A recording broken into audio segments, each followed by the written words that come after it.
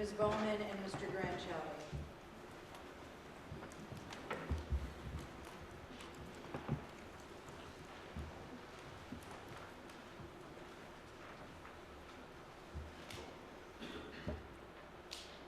"26 years ago, Mandy Lynn Steingasser was brutally strangled and her body dumped in a ravine and left to rot.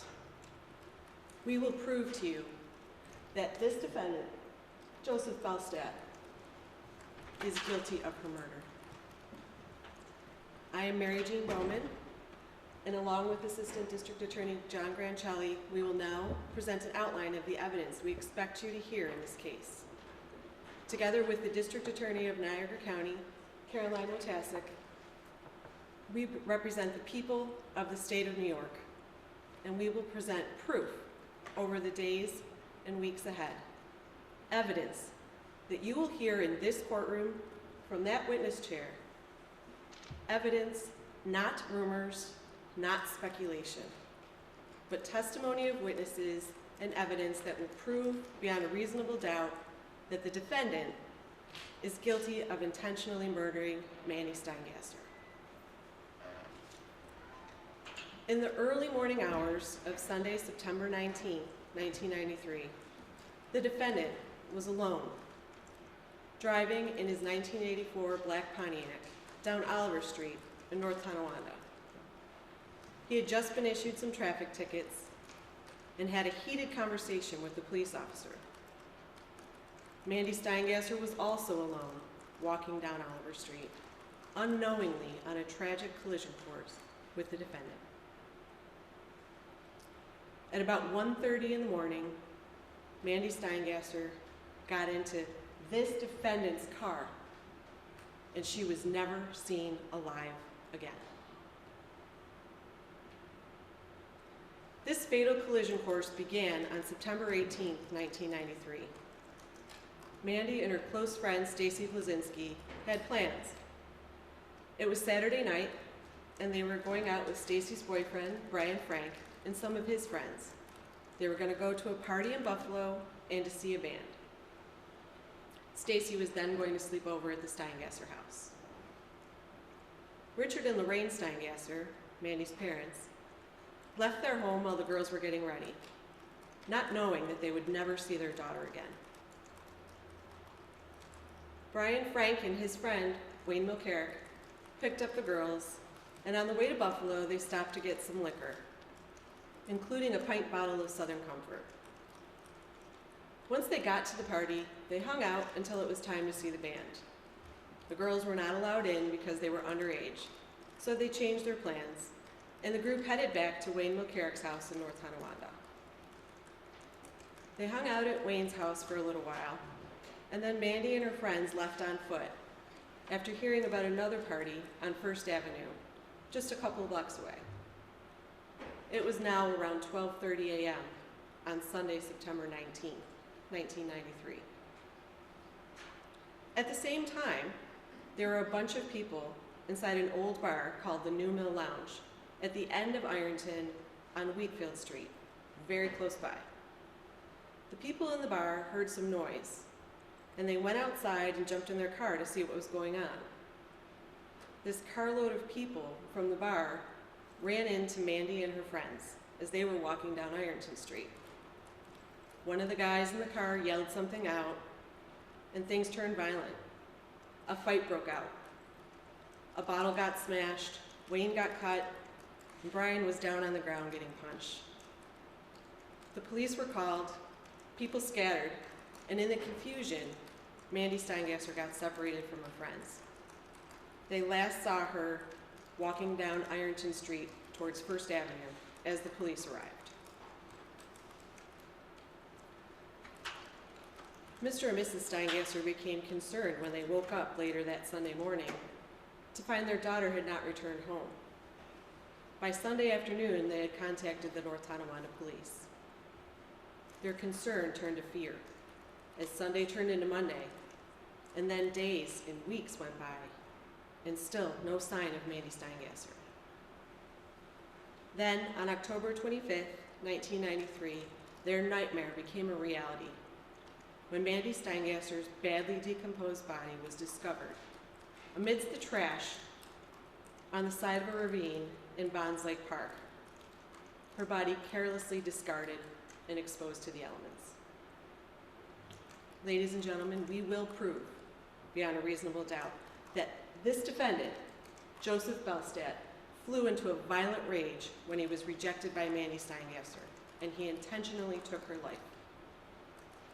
The evidence will show that this defendant fractured Mandy Steingasser's skull and strangled her with her own bra, heartlessly draining every last breath from her body.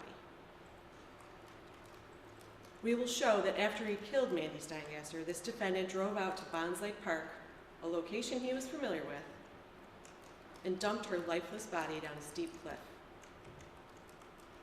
You will hear the defendant's guilt proven not only by evidence, testimony of other witnesses, but by his own words and his own statements, both to law enforcement and many civilian witnesses. You will learn that before anyone knew what had happened to Mandy Steingasser, before anyone knew for sure where she was or that she was dead, the defendant knew. He knew way too much, way too soon. You will hear that this defendant has given over 5 different versions of where he was during the early morning hours of Sunday, September 19, 1993. 5 different versions. We will present witnesses to prove that before the police ever had the defendant's name, before he was ever on their radar, before they had any contact with him, within 1 day of Mandy Steingasser's disappearance, this defendant asked his friends to concoct a fake alibi. He asked his friends not just to lie for him, but to lie to the police, to submit a false sworn statement, to commit perjury, to cover for him, to lie and say that he went to Canada with them during the hours when Mandy Steingasser was killed. Finally, you will see and hear the forensic evidence, the silent witness to Mandy Steingasser's murder. Mandy was not shot, not stabbed, but died by strangulation. You will learn about the DNA evidence that we now have, the result of years of meticulous examination of hair, fiber, and trace evidence. The forensic evidence that, on top of all of the other testimony and evidence, brought all of us here to this courtroom today. These events occurred over 26 years ago, in an era where many things were different than they are today. You will learn that while the years passed, the forensic evidence stayed frozen in time. We will present witnesses to prove that the forensic evidence is the silent witness to Mandy Steingasser's murder. That evidence, combined with all the testimony and evidence you will see in this courtroom, will prove that this defendant, Joseph Belstead, is guilty beyond a reasonable doubt.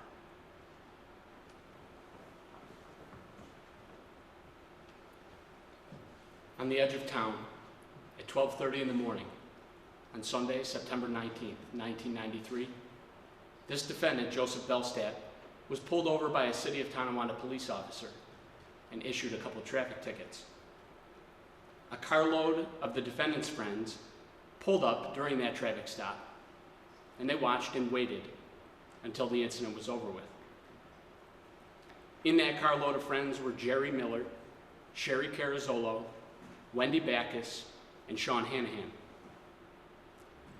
You will hear that the defendant was very angry about those tickets. So much so that he asked Jerry Miller to go to the Tonawanda police station to confront the officer at that very moment. You will hear about that confrontation and how, at just after 1 o'clock in the morning on September 19th, 1993, the defendant and his friend Jerry Miller were ordered to leave the police station.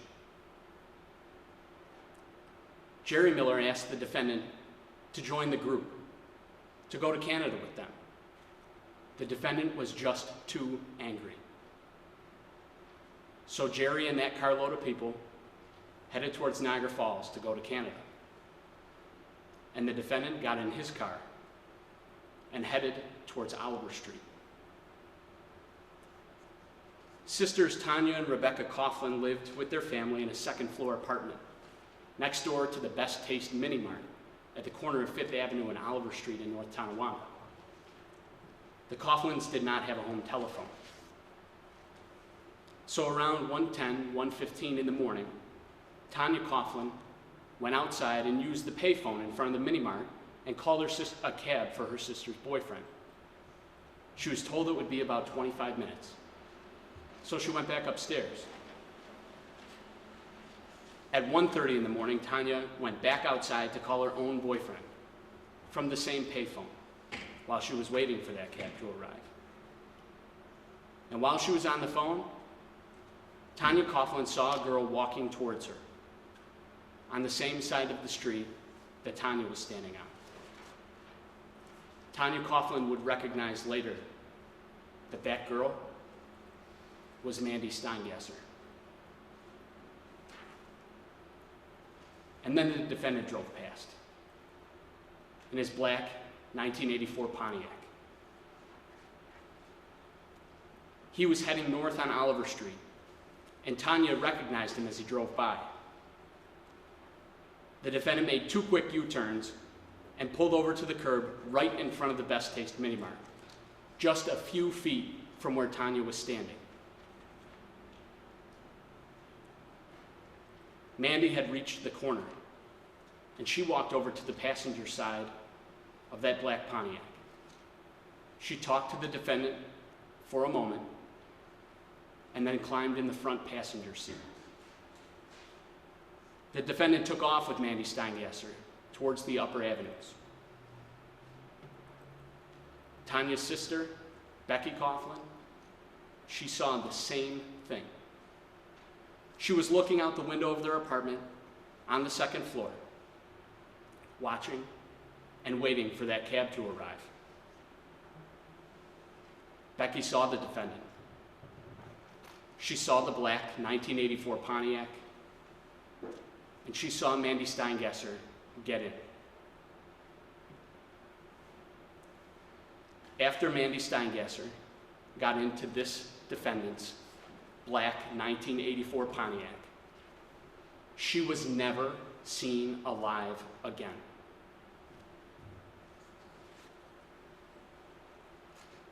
Now, between 2:15 and 2:30 in the morning, a few local teenagers from the neighborhood saw the defendant.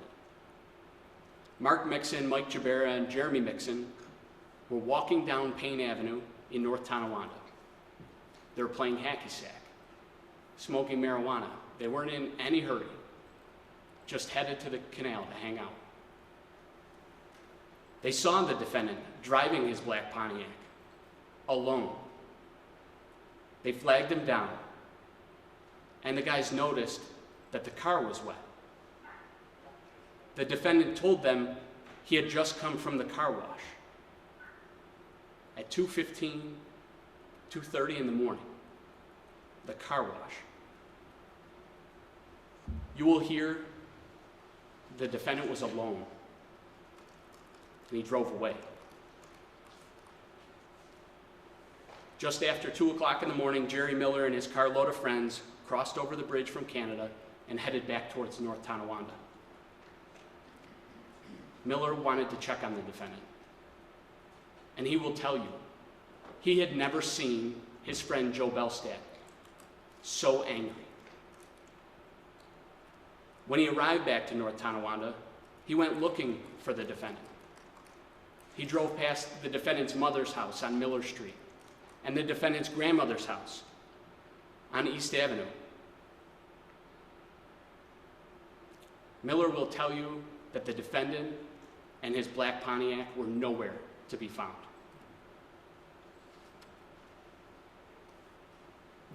Miller will also testify that he again looked for the defendant between 3:30 and 4 o'clock in the morning, when he took Wendy Backus and Sean Hanahan back to the city of Tonawanda.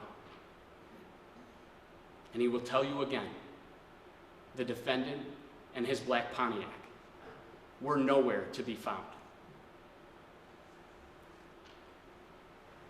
By this time, Mandy Steingasser's group of friends were back at Wayne Mill Carrick's house, and they were concerned that Mandy had not come back.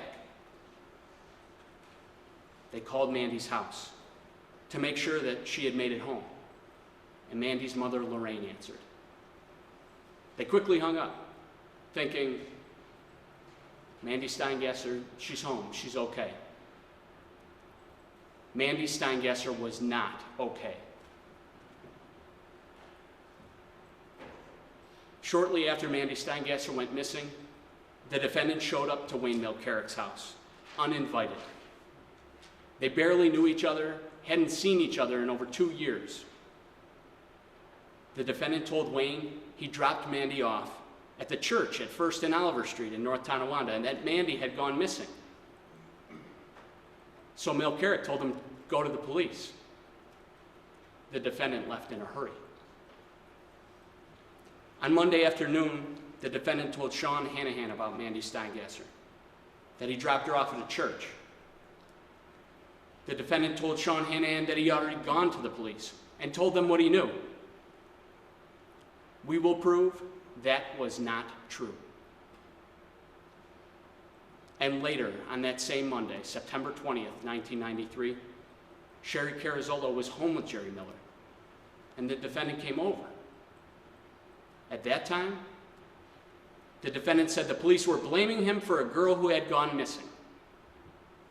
Also not true. You will learn that the defendant had no contact with the police at that point. In fact, he wasn't even on their radar. Tanya and Rebecca Coughlin, they hadn't come forward yet. But the defendant knew Mandy Steingasser had gone missing and that she was last seen alive getting into his 1984 black Pontiac. The defendant asked Miller to lie for him, to say that he went to Canada with the group. Jerry Miller agreed, and at the defendant's request, asked Sherry Carrizzolo to lie for the defendant too. To lie to the police about his whereabouts during the hours that Mandy Steingasser disappeared. You will hear testimony that the defendant had been talking about Mandy Steingasser and her disappearance for 2 days before anyone knew what had happened to her. People were still out looking for her. The police departments chasing down leads, trying to find this girl. But the defendant had been talking about it all over town. He told different people different stories. And at that time, the defendant knew Tanya Coughlin had seen him in the driver's seat of the black Pontiac when Mandy Steingasser got in. But he didn't know what the police knew. So on September 21st, 1993, the defendant injected himself into the investigation by going to the North Tonawanda Police Department unannounced. He showed up at the front desk, and the entire detective bureau was out chasing down leads. The only detective in the office was Glenn Gardner. Glenn Gardner didn't know the name Joseph Belstead, but he was willing to talk to anybody who might have information about Mandy Steingasser. While you're listening to the witnesses, pay particular attention to the timeline. The evidence will show the defendant asked Miller to lie for him before he went to the police department. Detective Gardner will describe the defendant's demeanor as he told detectives he dropped Mandy Steingasser off on the church steps. When Detective Gardner started to ask the defendant more details about his whereabouts after he dropped Mandy off, this defendant abruptly left the police station. The next day, September 22nd, 1993, a Wednesday, just 3 days after Mandy Steingasser had gone missing, Jerry Miller was interviewed by the North Tonawanda police, and he stuck with the plan. That defendant's plan. And he lied. He told the police that Bellstad went to Canada with the group. And at that same time, the defendant went over to Wendy Backus's house and asked her to lie for him. Wendy agreed to cover for the defendant, and now armed with this bogus alibi, the defendant went back to the North Tonawanda police station and signed a written statement under penalty of perjury. The evidence will show the defendant thought he had Jerry Miller. He thought he had Sherry Carrizzolo, and he thought he had Wendy Backus covering for him. The defendant swore in that statement that he dropped Mandy Steingasser off and then went to Canada with Miller, Backus, Carrizzolo, and Hanahan. He lied, and he asked other people to lie for him. After providing the police this false statement, still on Wednesday, September 22nd, the defendant went directly from the police station to Sean Hanahan's workplace, begged him to lie too. And Sean, initially but reluctantly, agreed. You will learn how the defendant went to great lengths to concoct this fake alibi. But it all started to unravel when Wendy Backus and Sean Hanahan, after discussing it together, decided not to lie. They told the police the truth. This defendant wasn't in Canada. He wasn't with them. The defendant learned that Sean and Wendy didn't follow through and they didn't lie for him. And once he learned that, on September 27th, 1993, he went back to the North Tonawanda police. His purpose? To recant the earlier lie. This time, the defendant gave a much different story. He told police that Mandy Steingasser was only in his car for a few minutes. He dropped her off, and then he went to Dickey's Donuts in the city of Tonawanda. When asked, he told the detectives there was no sex, no sexual advance towards Mandy. And when the police made the defendant aware that they knew he was lying, and they asked him why he lied in that first statement, the defendant replied, "I thought I needed a witness to where I was that night after I dropped Mandy Steingasser off."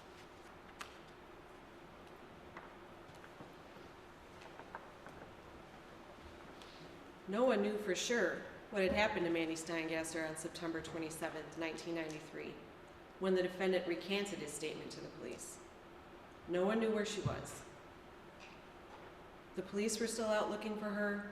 Her family and friends were still looking for her. No one knew she was dead.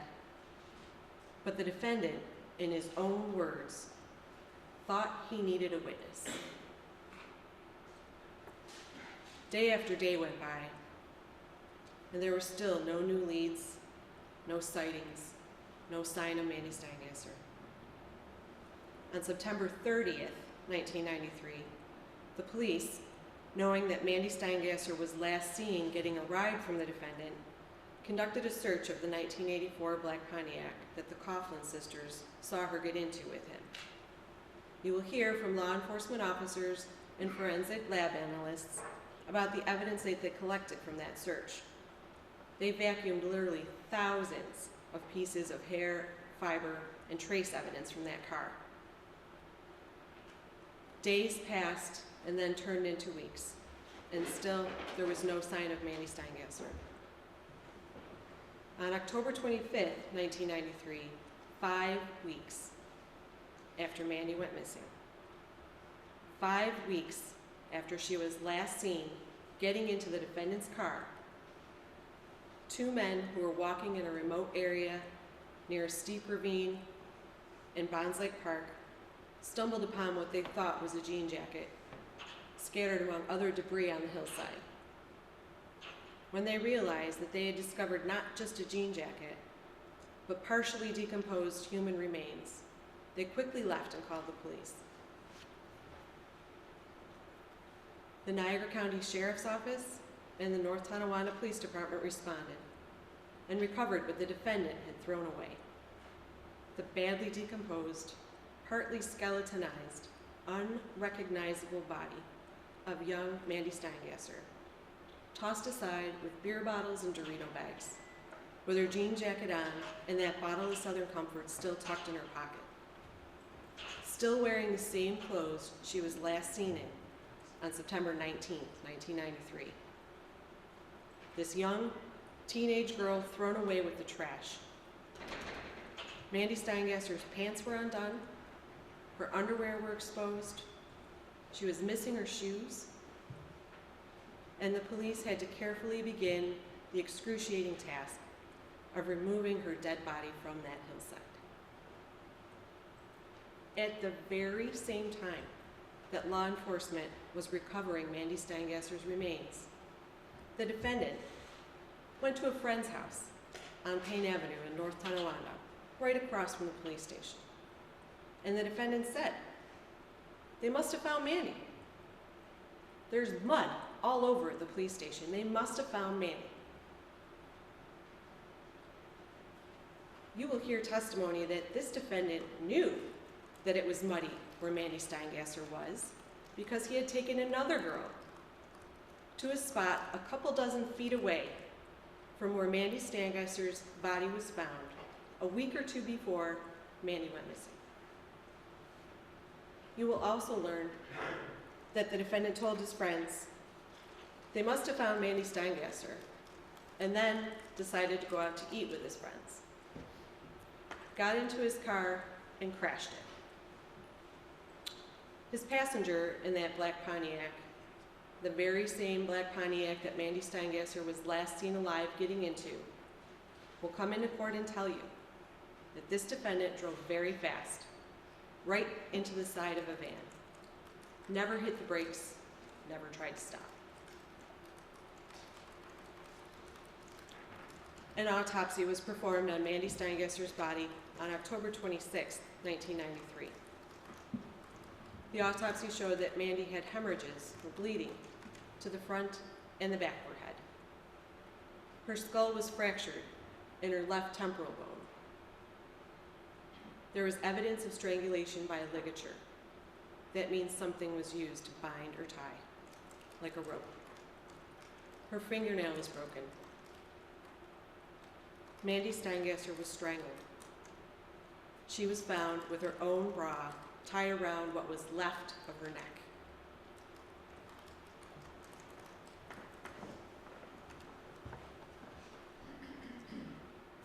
The Niagara County Forensic Lab worked and worked over the years to examine, test, and compare the items, the hairs, the fibers collected in this case.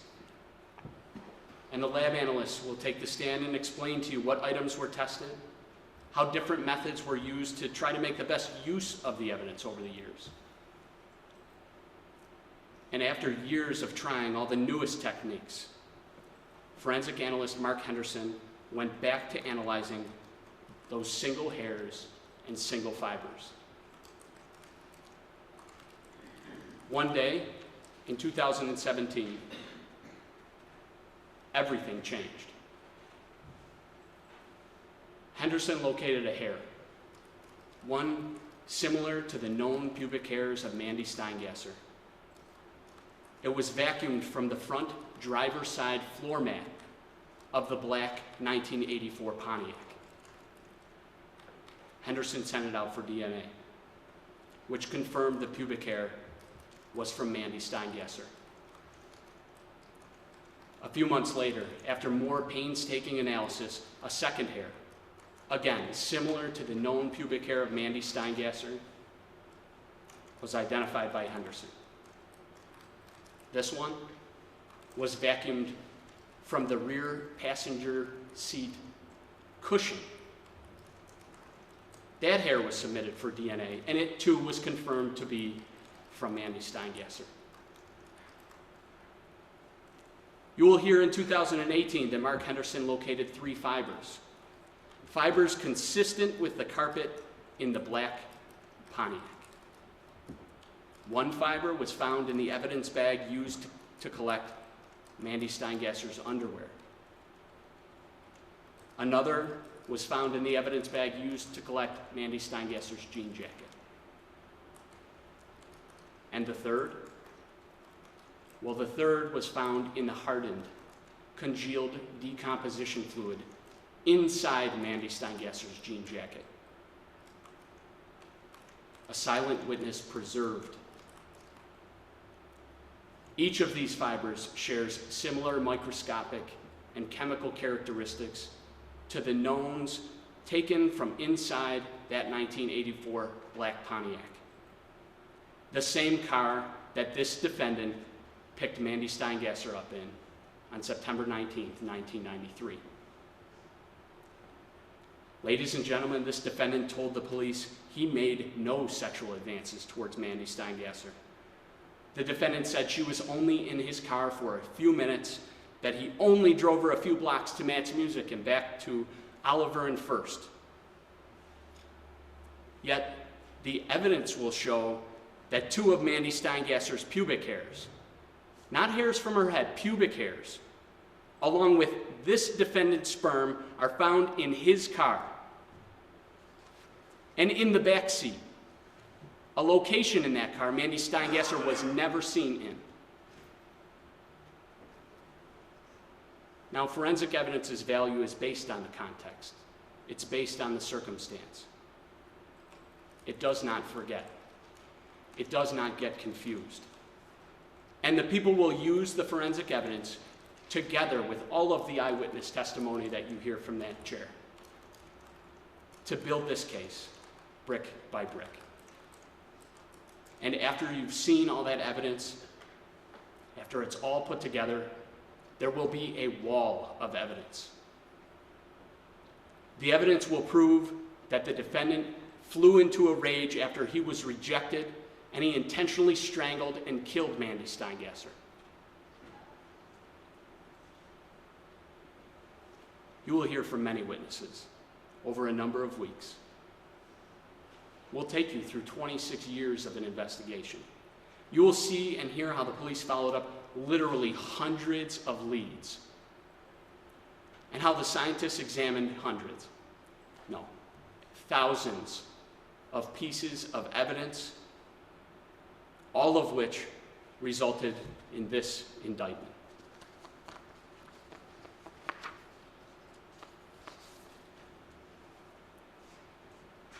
The state of New York, County Court for the County of Niagara. The people of the state of New York against Joseph H. Belstead, the defendant, indictment number 1993-438.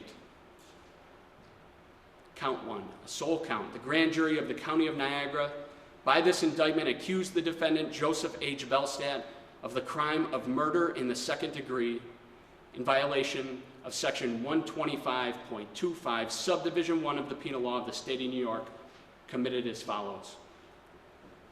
The defendant, between on or about September 19th, 1993 and October 25th, 1993, in Niagara County, with the intent to cause the death of Mandy Lynn Steingasser, caused her death. And the defendant was more than 18 years old at that time.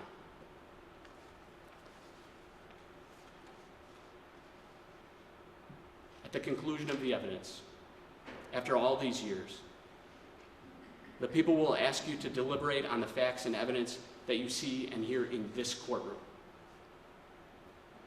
That leads to but one conclusion. There is no other person responsible. There is no other explanation. There is no other reasonable conclusion to be drawn from these facts. Mandy Steingasser was on a tragic collision course with the defendant, Joseph Belstead. It was late. She was out past curfew. She had been turned away from a concert, walked away from a fight, and she made one fateful decision: to accept a ride from this defendant, a guy she knew from school. Mandy Steingasser did not know then what we know now. The danger, the murderer, was in the car. The defendant was alone. He was fuming mad. He was dripping with anger, too angry to go to Canada with his friends. The danger, the anger, the rage was in the car that this defendant was driving.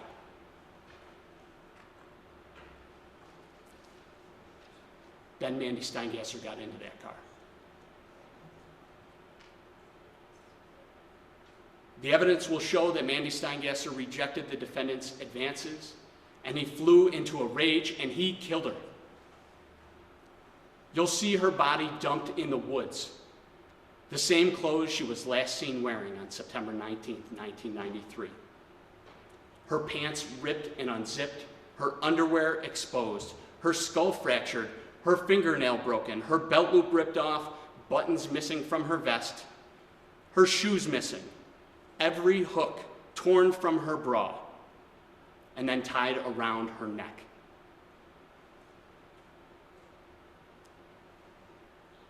Mandy Steingasser had been in a fight for her life. She lost. Now, after you've listened to and seen all the evidence in this case, we'll ask you to return a just verdict. The only verdict consistent with the evidence. A verdict that this defendant is guilty of murder in the second degree for taking the life of Mandy Steingasser. Thank you. All right, thank you, Counselors, to give an opening statement. Yes, Your Honor. All right, you may proceed, Ms. Bergeron. Thank you, Your Honor. May it please the court, Mr. Saraceno, Mr. Murphy, Mr. Bellstadt, counsel. Who, what, where, when, how? Those are the questions that need to be answered in any investigation. Those are the questions that the government has the burden of proving to you beyond a reasonable doubt. Who, what, where, when, how? I submit to you that after you hear the evidence in this case, the government will not be able to prove to you beyond a reasonable doubt what happened to Mandy Steingasser in September of 1993. The government will not be able to prove to you beyond a reasonable doubt when Mandy Steingasser died.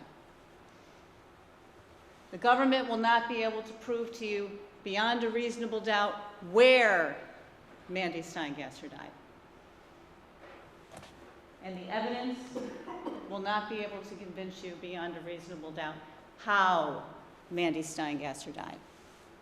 And most importantly, the government, after you hear all of the evidence, will not be able to prove to you beyond a reasonable doubt who, if anyone, intentionally took the life of Mandy Steingasser.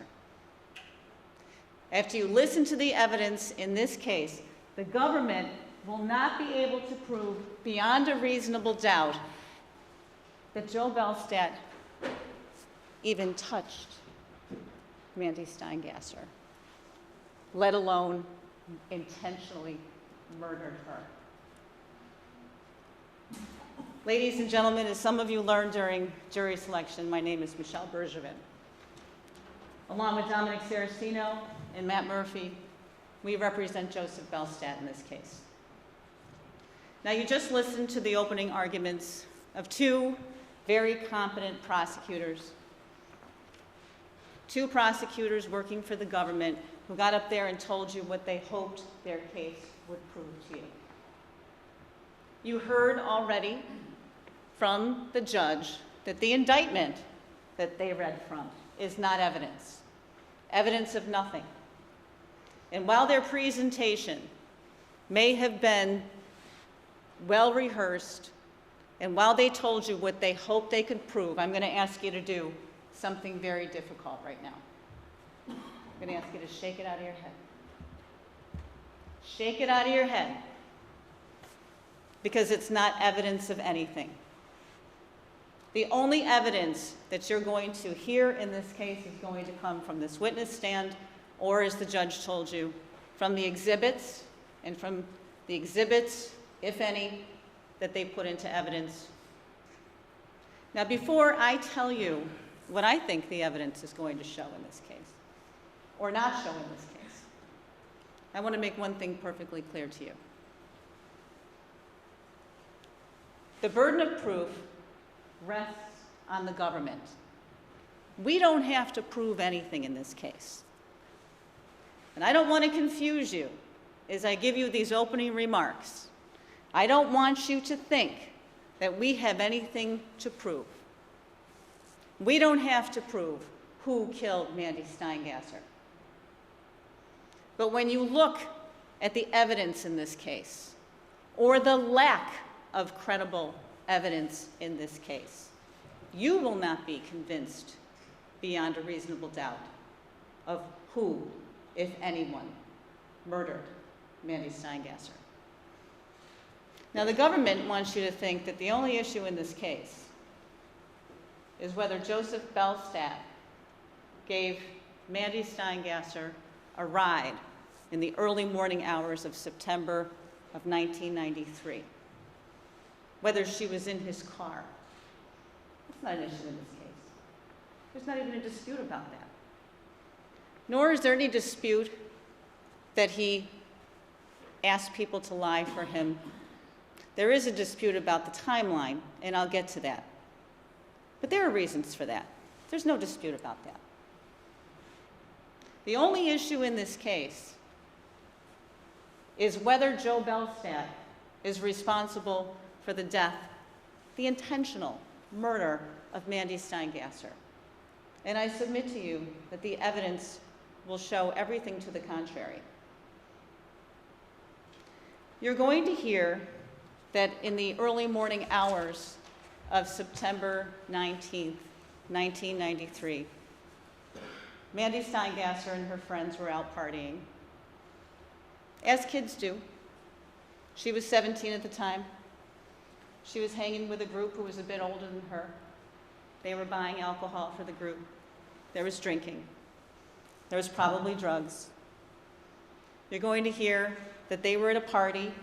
They, just as Mr. Grancelli said, that they couldn't get into a bar in Buffalo, so they came back to North Todomonda. And they were en route to another party, very early morning hours. And this night in North Todomonda may or may not have been typical back in the 90s with respect to what was going on in the high school or early 20s type social crowd that these individuals hung around in. There was a party on First Avenue for a girl named Jessica Arnold, who apparently was turning 21. And from account, that appeared to be a party that there was some activity going on, there was some fighting, there was some chaos going on at that party, a lot of drinking, a lot of activity in the area. That's the party that Mandy Steingasser and her friends were en route to when another group of individuals pulled up in a car and this fight broke out. Now you're going to hear witnesses describe the passengers in this vehicle, and back in the 90s they used terms that maybe you wouldn't use today. We might now say they were Hispanic. They indicated at the time that the car was filled with Puerto Ricans and that the Puerto Ricans got out of the car and started a fight, that there was chaos. You're going to hear that some of the group went back to Wayne's house and that Mandy was walking in the other direction towards the party and that she kept on walking. She wasn't alone. She was with a gentleman by the name of Donald Kohlbrenner, who's now dead. That's what happens when cases don't get prosecuted for 27 years. Some witnesses die. Donald Kohlbrenner, who's now dead, was walking with Mandy Steingasser when the two of them were stopped by a police officer. Ms. Steingasser gave her identification. The guy she was with did not. In fact, he lied about his name. He lied to the police about who he was. I want you to think about the evidence that you're going to hear in this case and think about reasonable doubt. Reasonable doubt. A doubt that comes as a result of the nature and the quality of the evidence that's going to be presented to you, or the lack of credible evidence in this case. And reasons to doubt based upon the people that you're not going to be able to hear from anymore, like Donald Colbrenner, who lied to the police, gave him a fake name. You're going to hear that later, when we go through the timeline, and when you hear the timeline, and we're able to sum it up for you at the end, these things are going to become very important to you, about timing, about who was where, and about what makes sense in this case. You're going to hear, and there's no dispute about this, that at approximately 1:30 in the morning, Joe Belstad was driving down the road, and that he saw a classmate of his walking down the road.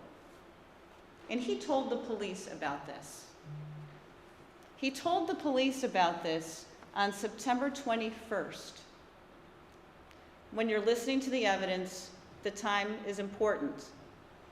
He picked her up early Sunday morning. When she didn't come home, her parents filed, or her mother filed, a missing persons report sometime later that day on that Sunday. By Monday, it was in the news, and it was all over North Todomonda High School.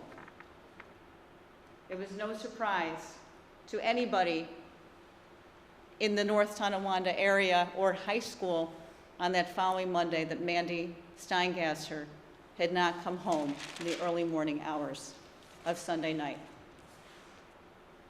Think about the timeline. What you just heard the prosecution tell you is that they're going to be able to present evidence to you that Joseph Belstead asked people to lie for him before he went to the police. That's not what the evidence is going to show you. The evidence is going to show you that on Tuesday at approximately 2:30 p.m., unsolicited, this would be September 21st, unsolicited, he went into that police station to tell the police what he knew after he heard Mandy was missing. He went in to tell them what he knew, and he told her what he's been telling people for 27 years. 27 years, he said the same thing. I picked her up. She looked to be intoxicated. She was alone. I gave her a ride. I was going to take her home. She told me she didn't want to go home. She told me she wanted to go back and find her friends, the friends that had just had this altercation with this group of Puerto Ricans. I told her I didn't want to go back to Ironton if there was a fight there because I didn't want to get into a fight. So I dropped her off at the church steps on 5th and Oliver.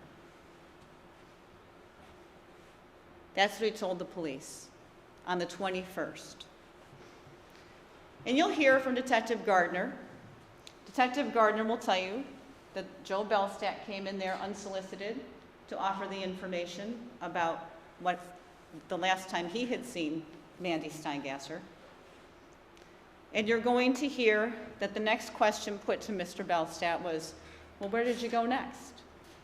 What happened next? Where did you go?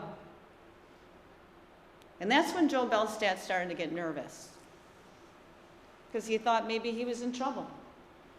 Think about the evidence and think about reasonable doubt, a doubt that comes from the nature and the quality of the evidence and the witnesses. He was 18 years old.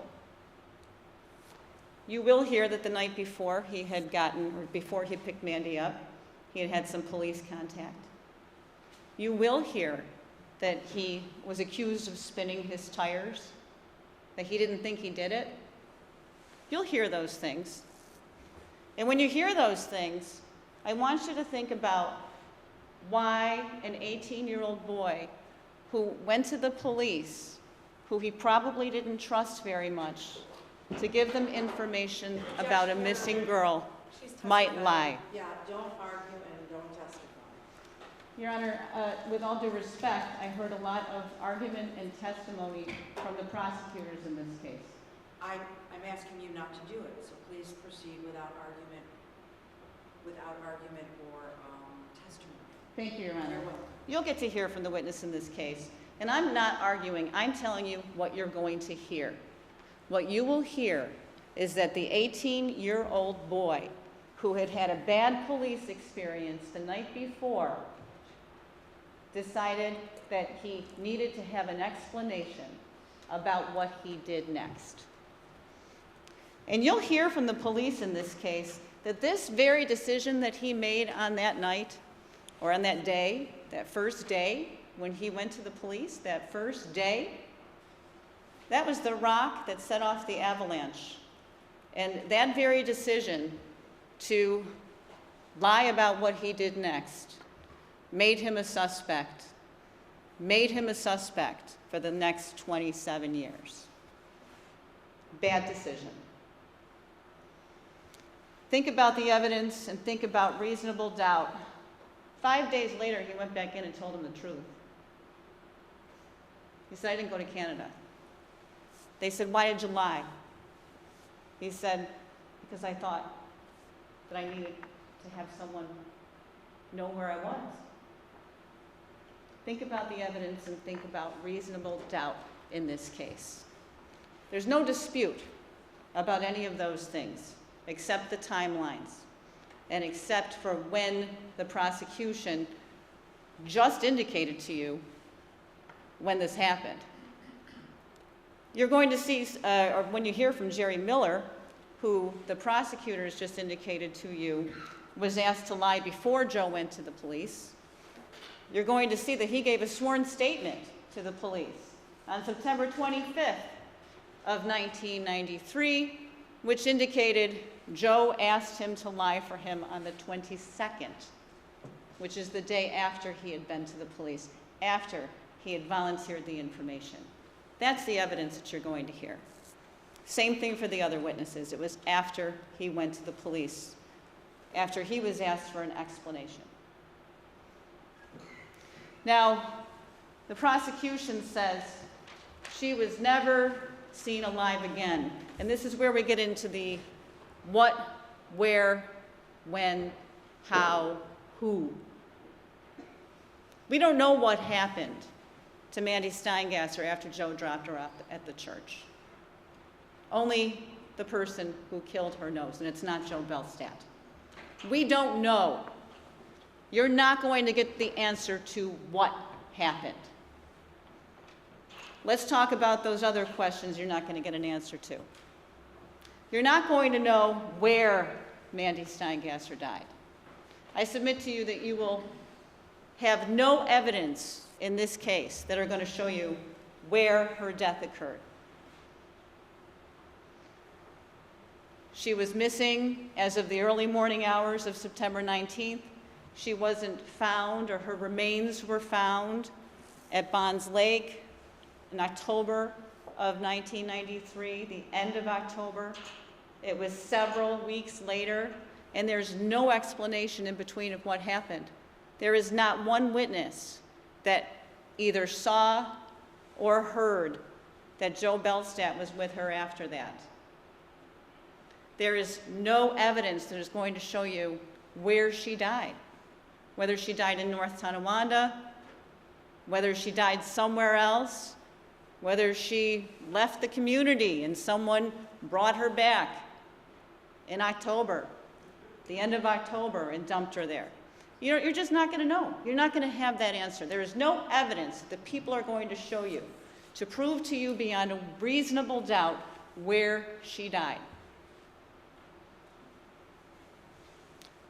You're also not going to have any evidence that will prove to you beyond a reasonable doubt how she died. Now, there's a coroner's report and an autopsy that says the cause of death is strangulation. There's no dispute about that. What there is a dispute about is how that determination came about, because you're going to hear that it's not from any medical reason. There is no medical or scientific What's the basis. objection? There is a medical conclusion in the autopsy, and the jury will hear that. All right, well, the evidence will speak for itself. Go ahead, Ms. Bergerman. You're not going to hear any medical proof with respect to how Mandy Steingasser died. What you will hear is that strangulation is something that is difficult under the best of circumstances to diagnose. That strangulation, even with a victim who is still alive, is very hard to diagnose under the best of circumstances. And under these circumstances, there's going to be no evidence of strangulation or any ability for the medical examiner to even have made that determination but for the placing of the bra around the neck. You're going to hear that the conclusion of strangulation is not from any medical reason whatsoever, but only from the placement of the bra. Think about what you will hear, and when you're listening, listen very closely. Think about reasonable doubt, a doubt that arises from the lack of credible evidence in this case. I anticipate that the prosecution is going to put forth all kinds of things and witnesses to talk to you about strangulation, about what happens when you get strangled, and how a person suffers. And I submit to you that when you listen to that testimony, you be mindful of the fact that there is no medical proof of what happened to Mandy Steingasser. There's no medical proof. For all that you know, she could have died from other causes. You won't be satisfied with any explanation that they're going to present to you about how she died. Now let's get to the who. You heard a lot of indication from the district attorney's office that they have forensic evidence. All forensic evidence that leads to Joseph Belstead. And during jury selection, I'm sure, and I know that they talked to you about why it would take so long to bring a case like this. There were questions put to some of you about, having your old Sony Walkman, moving up to a CD player, and then, an iPad. I submit to you that the forensic evidence that was done in this case could have been done when we were still carrying around our Sony Walkmans. Think about the evidence and think about reasonable doubt. I'm going to tell you what the evidence is going to show you about the DNA. There were profiles taken from Mandy Steingasser's jean jacket left pocket outside. It was a mixture of two individuals. Objection, Your Honor. Joseph Belstead was There's an excluded. objection. Just a second, Ms. Bergerman. May What's we the approach? objection? May we approach, Your Honor? Yes, you can approach. That includes the defendant.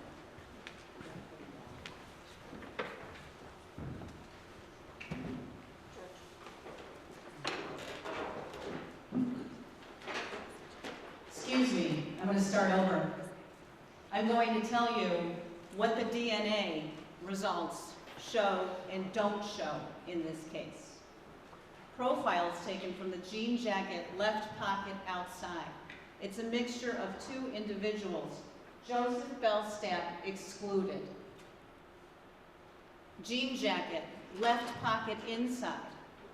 Again, at least two unknown individuals. Joseph Belstead excluded. Jean jacket, left side, there's a trace identifier plus. Joseph Belstead excluded. This is relating to Joseph Belstad's car. There's a stain on the front passenger seat. A mixture of two unknown individuals, Mandy Steingasser and Joe Belstad, excluded. There's a cutting of the panties that they found, Mandy Steingasser's underwear. A cutting of the panties. They took various cuttings, and they referred to them by letter. Area B, two unknown individuals, Mandy Steingasser and Joe Belstad, excluded. Cutting of the panties, Area G, unknown male individual, Joseph Belstad, excluded. And I'm going to come back to those two areas, B and G.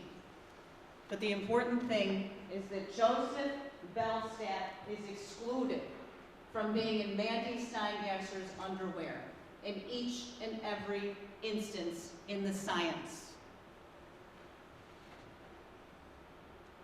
Fingernails from Mandy Steingasser. Right side, there's DNA from an individual, Joseph Belstad, excluded. Fingernails, left side, DNA from an individual, Joseph Belstad, excluded. Vaginal swab, Mandy Steingasser's DNA with a trace amount of activity from another individual, Joseph Belstad, excluded. Once again, looking at Joseph Belstad's car, where you would expect to find his DNA. Back seat, bottom of passenger side, they got a trace identifier plus DNA profile, Joseph Belstad, excluded. Southern Comfort bottle. When they found Mandy Steingasser, she still had in her pocket the very Southern Comfort bottle that apparently she had purchased that night, or Brian Frank had purchased for her when they were going from party to party. They found her with her Southern Comfort bottle. They were able to get some DNA from this bottle. There was DNA from two unknown individuals, Joseph Belstad, excluded. The Y flyer had two different male individuals, Joseph Belstad, excluded. There was hair collected from the jeans on Mandy's remains. We'll talk more about hair, how easily it's transferred, how you'll hear scientific evidence about how easily hair is transferred, whether it's this hair or hair from other parts of your body. And in this instance, on Mandy Steingasser's remains, a hair was found. They were able to test that hair for DNA. They found profiles from at least two unknown individuals. Joseph Belstad, excluded. Mandy Steingasser was excluded also. The lab reports talk about a rear passenger seat vehicle hair. That's the hair that Mr. Grancelli referred to that matches Mandy Steingasser's hair. That is her hair from the DNA profiling. The DNA profiling that they didn't do until 2017, but they were fully capable of doing back in the 90s. And incidentally, this very hair was found in Joseph Belstad's vehicle in September of 1993 when they vacuumed it out and they did a search of his car after they thought he was lying, after they knew he had lied to the police, and they searched his vehicle. This very hair was found in that first sweep of his vehicle in September of 1993. Far from new evidence, this is evidence that the government has had in their possession for almost 27 years.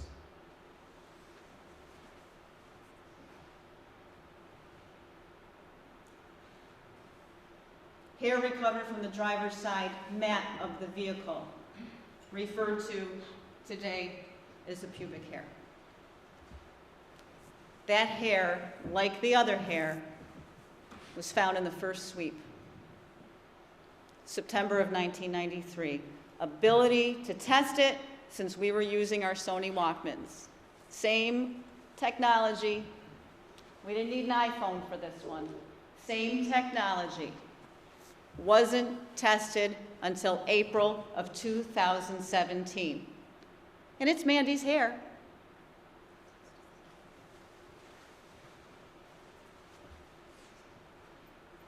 Now, Mr. Grancelli told you today that there was semen that was found in the car that was Joseph Belstad's semen. You're going to hear that there was a sperm fraction of the swab of seat area 3, which was Joseph Belstad's DNA. It's a sperm fraction, by the way. It may have a hard time saying it's semen, but it's a sperm fraction. But no Mandy Steingasser. Mandy Steingasser was specifically excluded from that swab on seat area 3. But there was another unknown female contributor. So it's no surprise that perhaps Mr. Bellstadt had had a sexual encounter with another unknown female, not Mandy Steingasser. The science shows the opposite. The sperm fraction and the swab had, Amanda Steingasser was nowhere to be found.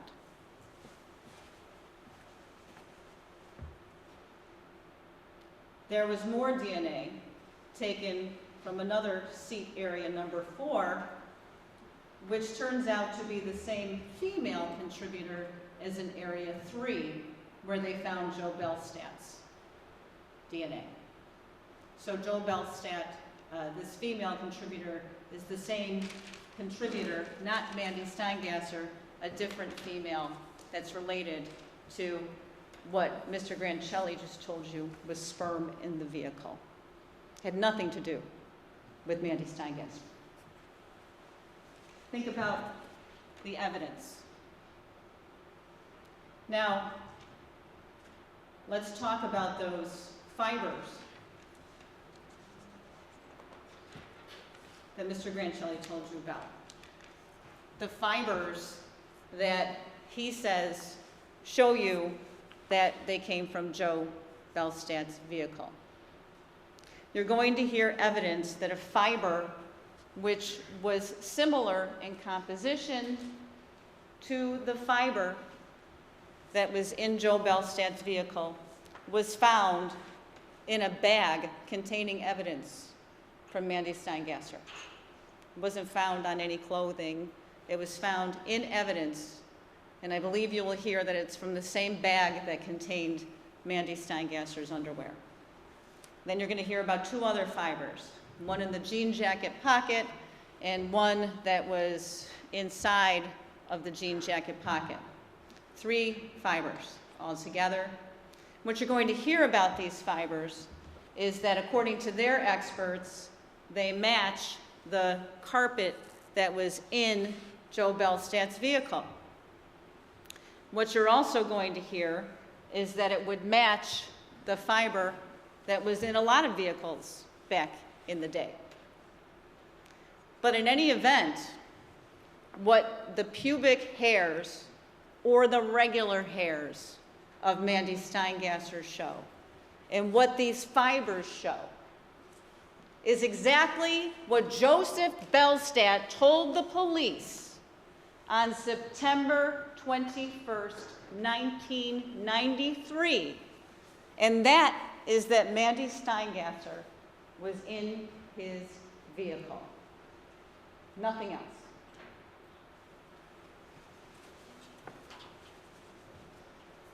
Let's look at other non-DNA related forensic evidence. And let's talk about soil. You heard Mr. Grancelli tell you that the body was found at Bonds Lake. You're going to hear evidence that this is a park, a place where kids back in the 90s and probably even today would go to regularly, drinking, partying. Not just Joe Bellstadt, but lots of different people, lots of different kids, hundreds of different kids. It was the spot to go to back in the day and probably still now. I'm too old to know. What they did was when they got his car back in the early 90s, they took some soil samples from the wheels, and underneath the wheel, I'm not a car guy. I know we have a car guy on the jury. Underneath the wheel, inside, you go up there, you take a soil sample. They also found a boot in Joe's car that was muddy. They took a soil sample from that too. And they kept that soil sample and they held on to it for 25 years. And when they finally got around to testing it, just before this indictment, the soil at Bonds Lake did not compare to the soil that was on Joe Belstad's vehicle or on his boot. They also compared that soil to soil that was at the Roblin steel plant in North Todomonda. You're going to hear from the police in this case that there was always some theory, some speculation, that maybe Joe Belstad took her to the Roblin steel plant and killed her there. That that's a place where kids used to go and party. So they held on to this soil sample for all those years, and then Captain Krantz from the North Tonawanda Police Department went out to the old Roblin steel plant, grabbed a sample, they compared it all. Guess what? Doesn't match. The dirt that was on Joe's car and on his boot was at neither place that the prosecution believes she died. Think about the evidence and think about reasonable doubt in this case. You heard from Mr. Grancelli that on October 25th, somehow Mr. Bellstadt knew that the body was going to be found. You're going to hear evidence, and it got me thinking about it because I was thinking about that boot with the dirt on it. They took his boot. On the 25th, you're going to hear that he went to the police station to get back the evidence that they took from him, one of which was the boot. And that's how Joseph Belstead saw and heard that a body had been found and that it was probably Mandy Steingasser. Think about the evidence and think about reasonable doubt in this case. Now let me tell you about some of the other forensic evidence. The people just told you that there was a skull fracture, there's bleeding. I don't think you're going to hear evidence, medical evidence about that. You might hear evidence that there was a skull fracture, but you won't be able to tell when it happened, where it happened, certainly not that it caused her death. But what you heard was there was bleeding. There was no blood in Joseph Belstad's car. And blood technology has been around for a long time. They've been able to shine lights and pick it up, even if you wash your car. Can't get rid of it. no blood anywhere in Joseph Belstad's car. They searched his bedroom. No evidence in his bedroom.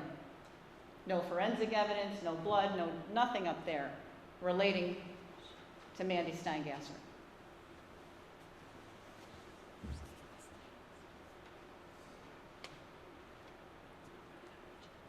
There were paint chips found on the victim's clothes.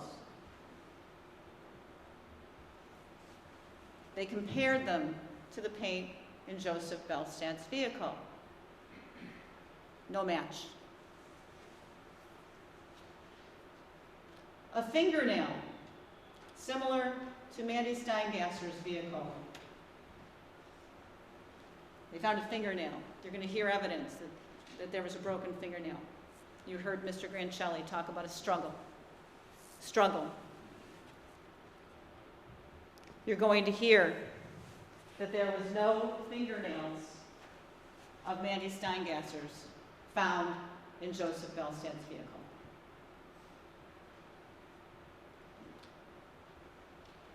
You're going to hear that there were no bra components found in Joseph Belstad's vehicle.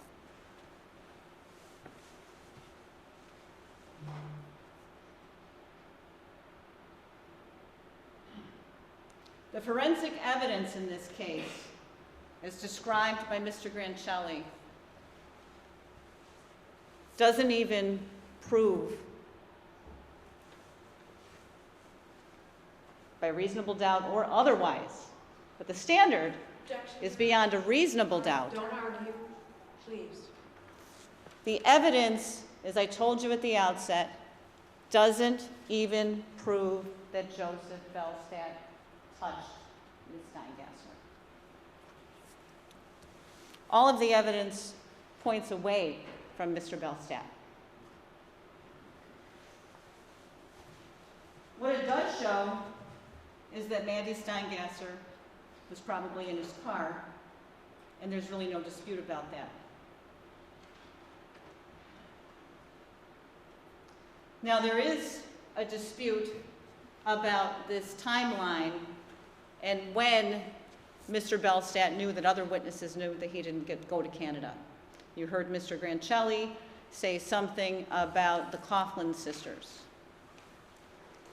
The Coughlin sisters did not give a statement to the police until September 24th of 1993.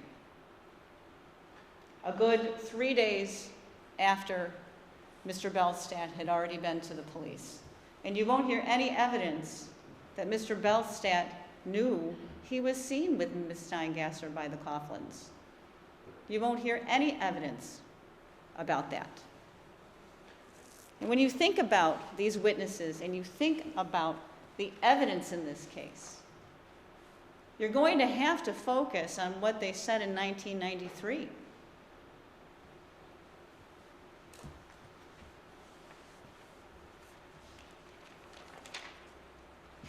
Now, I want to go back just briefly to the underwear that we talked about.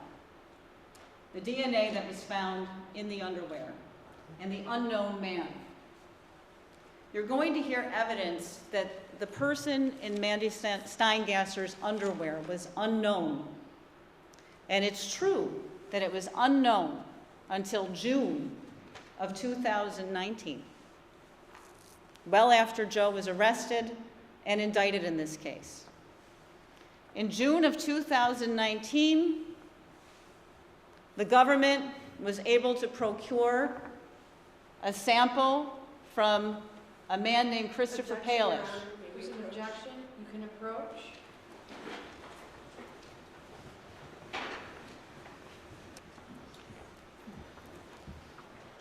Well after the people indicted Mr. Bellstadt, they procured a DNA sample from Christopher Palish, and it was determined that in June of 2019, it was determined that the unknown in Mandy Steingasser's underwear was known.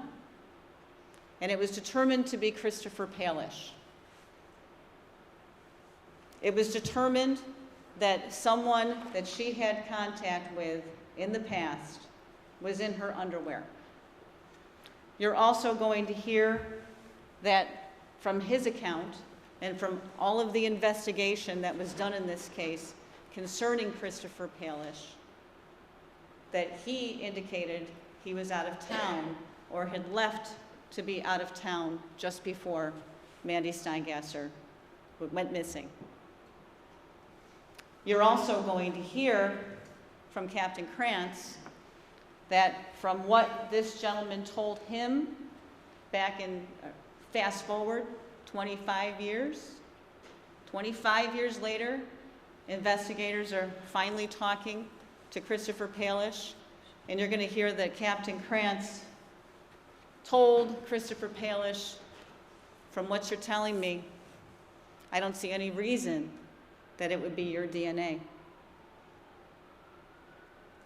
And then all of a sudden, the unknown becomes the known. And I want you to listen to this evidence, think about it when you're listening to the investigators about all of these leads and everything that they did over the years. The only scientific evidence of someone we know who touched Mandy Steingasser close in time, or at least her underwear, close in time to when she disappeared, enough so that it was still there when she was found decomposed at the end of October in 1993. The only person that you're going to know whose DNA is on the body or anywhere near the body, in this case in the underwear, was not Joseph Belstead, but Christopher Palish. As you're listening to the evidence and the testimony in this case, you're going to hear that all of the investigation in this case for years has surrounded one person, Joseph Belstead. You're going to hear that the reason the suspicion was around him was for the very reasons that we've conceded happened. He gave her a ride, and he lied about what he did after for a couple of days. You're going to hear that any investigation concerning this other now known individual and his whereabouts was all done in the last 2 months. Think about the evidence and think about reasonable doubt. Because there is no scientific evidence in this case, you're going to be listening to the testimony of other witnesses, and exhaustively during jury selection we talked to you about circumstantial evidence, about how the government is going to want you to draw inferences from circumstantial evidence in this case. You're going to hear from witnesses who, during the course of the last 25 years, really want to be a part of this, want to help, want to solve this. You're going to hear from witnesses who've really stretched the limits of their knowledge in this case. When you listen to the evidence in this case and you think about reasonable doubt, I want you to pay close attention to the timeline of events that the government is going to present to you. The government is going to present proof that Mandy was dropped off at that church sometime after 1:30 in the morning, that Joe said she was dropped off at that church. They're going to present evidence that he picked her up at 1:30 in the morning. They're going to present witnesses who saw Joe Bellstad alone in the city of North Todomonda between 2 o'clock and 2:15 a.m. And possibly one of those witnesses is going to tell you about this alleged car wash. Think about that 45 minutes. You're going to hear that Joseph Belstead was a car guy. And from his grandmother's house where he lived, he could see the robo-wash, which was open 24 hours a day. What's important is the timeline. Less than 45 minutes from when Joseph Belstead picked up Mandy Steingasser to when he came across these other 3 individuals. I want you to listen closely to what all these witnesses say. I want you to consider the fact that these witnesses gave statements now almost 27 years ago. That when they gave these statements 27 years ago, they were kids, probably walking around with their Sony Walkmans. They were also smoking pot, drinking, maybe dropping acid, all of those things that you do or did when you were 18 in 1993. 26 plus years later, they're going to come here and recount that for you. And I want you to think about how memories fade and think about reasonable doubt. But most importantly, focus on the science. And when you hear all of the evidence that they have to present to you, when you listen to it from that witness stand, I am confident that you will not be convinced beyond a reasonable doubt that Joe Belstad did anything to Mandy Steingasser, let alone murder her.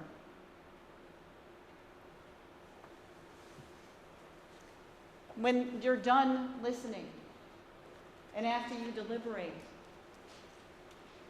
when you do your jobs in this case, when you all come together, and when you see all of the missing pieces and the inferences that don't make sense, you will have no choice but to find Joseph Belstad not guilty. Thank you. Thank you, Ms. Bergman. All right, ladies and gentlemen, we